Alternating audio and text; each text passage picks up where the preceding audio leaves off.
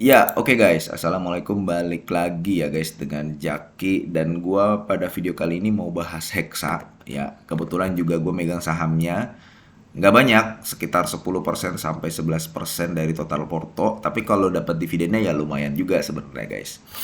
Nah, gini, kalau kita membicarakan Hexa sekarang, saat ini nih guys ya, pertanggal 2 September pukul 22:28 ada dua hal. Satu, Q1 Hexa turun. Nah, Q1-nya ini berarti dari April sampai Juni 2024 ya. Kemudian yang kedua, hutangnya. Kan pasti ada yang kalau lu nonton video ini biasanya nggak jauh dari ini Hexa nih ada potensi dividen yang menarik nih, tapi kalau masuk sekarang gimana ya, kemudian kalau gue udah punya di harga bawah gimana ya, kemudian kedepannya prospeknya gimana ya. Dan tadi juga ada yang nanya di YouTube, bang coba bahas Hexa lagi. Sebenarnya Hexa udah pernah gue bahas, cuman dibahas pada pembahasan sebelumnya ya gue mengupdate terkait dengan laporan keuangan kuartal satunya aja. Nah, sekarang gue akan langsung menyimpulkan kesimpulan nih guys. Kesimpulannya, Hexa Q1 2024 turun ini hanya bersifat ya sementara. Gitu guys. Kenapa gue bisa menyimpulkan tersebut? Kita bahas. Nah, Hexa ya pertama yang A nih. Kenapa gue menyimpulkan hal tersebut? Karena memang penjualan alat berat sedang turun. Udah itu UNTR juga sedang mengalaminya. Hexa juga sedang mengalaminya. Bedanya Hexa ini memang benar-benar drop karena kenapa? Karena Hexa ini memang fokusnya di alat berat. Sedangkan UNTR dia melakukan diversifikasi. Kemudian yang kedua, ya yang B nih berarti selain penjualannya sedang turun, Hexa ini, nah ini sekaligus nanti gue menjawab yang poin nomor 2. Hexa ini di tahun 2024 dia memiliki hutang jangka pendek, hutang bank jangka pendek. Ya. Karena dia memiliki hutang bank jangka pendek juga, ya karena memang bisnisnya seperti itu. Dia memiliki beban bunga yang cukup besar, menyentuh angka 1,6 juta US dollar. Apalagi saat ini dolar sempat sempat sedang tinggi kan US dolarnya. Berbeda dengan tahun 2022 dan tahun 2021. Ini perhatikan. 2022 dan 2021 ya. Hexa ini dia hutang jangka pendeknya kecil. Utang jangka pendeknya kecil sekali. Dan dia nggak memiliki beban keuangan yang besar pada tahun 2022 dan 2021. Jadi Hexa sudah penjualannya turun, ada beban bunga yang menggerus laba Hexa. Walaupun ya 1,6 juta US dollar kan lumayan sebenarnya bisa meningkatkan EPS. Itu yang kedua atau yang B. Kemudian yang ketiga, Hexa ya kaitannya dengan hutangnya nih. Nah, ini untuk menjawab keraguan-raguan lu ya atau untuk menjawab pertanyaan lu, ini pertanyaan nih atau topik lah. Untuk menjawab pertanyaan atau topik ini ya karena ini yang biasanya ditanyakan. Hexa ini terkait dengan hutangnya, dia nggak cuma di tahun 2024 aja dia punya beban hutang bank jangka pendek. Kan kalau lu ngelihat angkanya sebenarnya agak mengerikan. Kalau dilihat, apalagi kalau lu yang ngelihatnya cuma di RTI, ya tanpa nge-breakdown dan melihat secara rinci, itu mengerikan Hexa. Hutang bank jangka pendeknya 100 juta US dollar loh. Padahal dia punya kas cuma 16 juta US dollar. Habis itu pendapatannya menyentuh 91 juta US dollar. Labanya aja cuma 5 juta US dollar. Sekilas, kalau lo melihat hal ini, itu mengerikan. Ya, tapi gini guys, Hexa itu kaitannya dengan hutang, nggak cuma di periode 2024 aja dia begitu. Dulu hutangnya juga gede, kemudian dia langsung melunasi.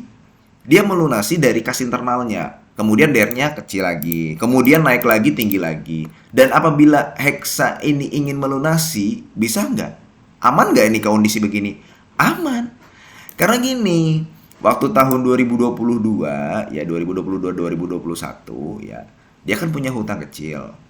Iya kan, hutang banknya kecil. Beban keuangannya kecil juga. Hutang bank jangka panjangnya nggak ada. Ya, nggak gede. atau nggak signifikan. Nggak berbahaya lah, kecuali yang punya hutang obligasi, hutang bank jangka panjang gitu. Jadi di sini doang nih yang bikin gede nih, ya. Di sini doang nih. Nih, kita balik lagi ke sini. Kalau kita melihat sekilas, tadi gue bilang, itu mengerikan. Cuman, waktu tahun 2022, hutang banknya kecil. Persediaannya dia juga cuman 100 juta US dollar. Dan ini masuk ke dalam aset lancar. Yang aset lancar itu yang gampang gitu loh dicairkan. Yang bisa jadi duit gampang. Dia cuma 100 juta US dollar. Sebaliknya, ya, di tahun 2024, betul dia memiliki hutang yang bank jangka pendek yang sangat besar.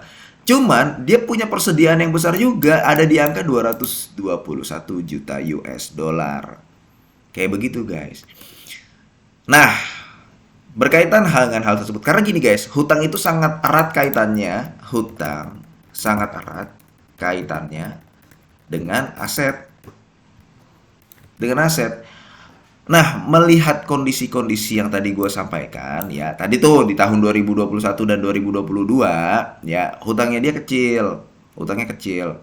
Kemudian, ya, persediaannya juga nggak sebesar seperti tahun 2024. 2024, iya betul, hutangnya bank, hutang jangka pendeknya besar. Cuman itu gampang saja dilunasi sewaktu-waktu oleh Hexa.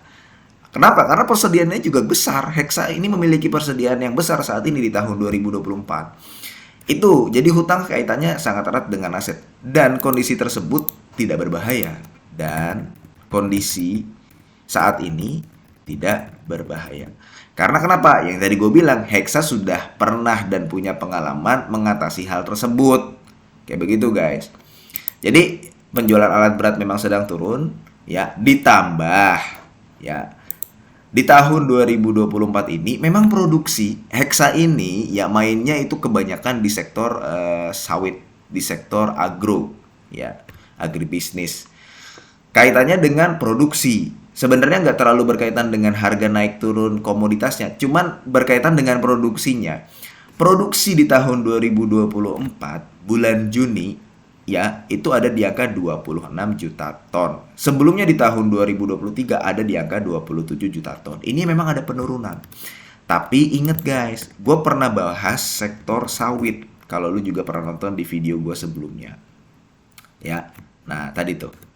Gue pernah bahas sektor sawit. Dan gue cukup yakin dengan industri sawit. Ini ya, perhatikan. Industri sawit ya, konsumsi untuk biodiesel tadinya di angka 3 juta US dollar, sekarang sudah 10 juta US dollar di tahun 2023. Konsumsi untuk pangan itu sampai sekarang di angka 10 juta US dollar tahun 2023. Nah ini nih, konsumsi untuk pangan 10 juta 298 ya. Ini data dari Gapki nih ya.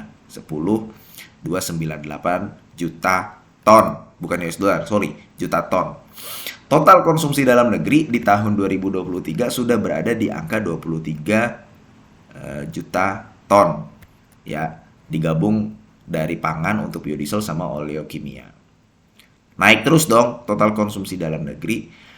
Ya, kalau misalkan perusahaan-perusahaan sawit ya, kalau misalkan tidak meningkatkan produksinya, maka yang terjadi adalah gapnya makin mengecil antara konsumsi sama produksi. Produksinya memang masih berada di angka 50 juta ton. Tapi kalau misalkan gapnya makin kecil, berbahaya guys. Kenapa? Karena nanti ya ada kelangkaan di dalam, di domestik. Kemudian nilai ekspornya juga berkurang. Nah sekarang aja udah berkurang. Yang tadinya ada di sini nih ya 14 nih, 14 sekarang ada di angka 12. Ini per Juni ya. Tahun 2023. Ini per 4 tahun 2023. Untuk mengatasinya bagaimana? Ya untuk mengatasinya ya perusahaan-perusahaan yang bergerak di sektor ini harus meningkatkan produksi. Dan kalau perusahaan-perusahaan ini kemudian hari di beberapa waktu mendatang meningkatkan produksinya lagi, ya Hexanya akan untung lagi. Kayak begitu. Itu ya kita lihat dari sektor sawit. Kemudian yang kedua dari sektor batubara. Sama, batubara juga produksi. Kita udah beberapa kali bahas di video-video sebelumnya, beberapa perusahaan batubara sedang meningkatkan produksinya. ITMG aja target produksinya itu kalau gua nggak salah kemarin 24 atau 25 juta ton. Kayak gitu guys. Jadi kalau kita lihat Hexa, jangan melihat satu kuartal aja. Cuman harus melihat dalam ini nih industrinya dalam jangka panjang gimana. Itu yang mau gue sampaikan. Nah makanya balik lagi ke Hexa. Kenapa tadi gue mengatakan bahwa eh, turunnya laba di kuartal 1 2024 itu sifatnya hanya sementara. Sifatnya hanya sementara dan Hexa harusnya bisa lagi nanti meningkatkan di kuartal 2, kuartal 3 dan kuartal 4. Dan keempat, nah ini guys, Hexa ini beda dengan perusahaan lain. Hexa ini ya, dia itu setahunnya dari Maret ketemu Maret. Artinya gini guys, laba turun itu di kuartal 1 tahun 2024 dari periode April sampai periode Juni. Ya hitungannya di kuartal 1 kalau bagi kita, tapi dia terhitung dari April sampai Juni. Hexa ini masih bisa mengejar EPS-nya sampai Maret tahun 2025. Paham sampai sini ya? Sampai Maret tahun 2025. Di mana waktu Maret tahun 2025 nanti ya situasi politiknya sudah tidak sama seperti tahun 2024, keadaannya sudah tidak sama seperti tahun 2024. Ya proyek-proyeknya nanti bisa berjalan kembali. Kita nggak pernah tahu apa yang terjadi nanti di semester 2 tahun 2024 dan kuartal 1 tahun 2025. Berbeda dengan perusahaan selain Hexa. Kemarin ada lagi tuh perusahaan apa gitu yang sama kayak Hexa ini. IKBI kalau nggak salah. Berbeda dengan perusahaan lain, Hexa ini masih punya waktu untuk ngejar EPS di kuartal 2, 3, 4. Kayak gitu guys. Nah itu yang mau gue sampaikan di poin yang gede. Artinya kalau misalkan lu udah punya di harga bawah Hexa ini, ya udah nggak ada salahnya lu nelen dividennya.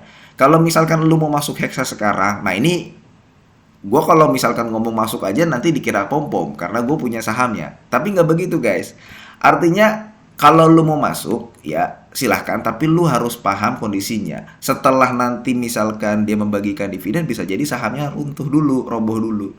Tapi lebih baik memang lihat dulu RUPS-nya membagikan dividennya berapa banyak. Karena nanti akan mempengaruhi respon dari saham Hexa itu sendiri. Oke guys ya, jadi kesimpulannya tadi yang gue bilang tuh, gue udah menyampaikan 4 poin ini. Hexa ini penurunan di kuartal 1 tahun 2024-nya itu bersifat sementara kalau menurut gue. Nggak ada yang masalah, hutangnya juga Hexa sudah beberapa kali menghadapi situasi seperti ini. Dan saat ini persediaan Hexa itu cukup besar, sehingga nggak perlu khawatir dengan hutang-hutangnya. Oke, mudah-mudahan video ini bermanfaat ya guys. Dan semoga lu sehat selalu sehingga kita bisa bertemu kembali di video-video selanjutnya. Ini bukan ajakan jual beli. Gua akhiri, wassalamualaikum warahmatullahi wabarakatuh.